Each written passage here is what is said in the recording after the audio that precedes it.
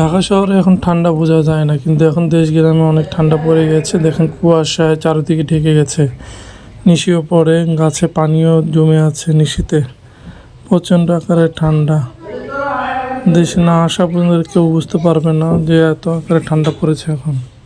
প্রচণ্ড ঠান্ডা, ঠান্ডা মানে কঠিন ঠান্ডা। লেপ কম্বল নিয়ে গায়ে দেওয়া লাগে এমন অবস্থা হয়ে গেছে। ওই যে দূরে গ্রামগুলো দেখা যাচ্ছে, কুয়াশা ঢাকা পড়ে আছে, সেই আকারে ঠান্ডা পড়ে আছে এখানে। একটু পরে রোদের তাপ বেড়ে যাবে, তখন আর এতটা ঠান্ডা লাগবে না। আবার সন্ধ্যার পরে তার অনুভব করা যাবে।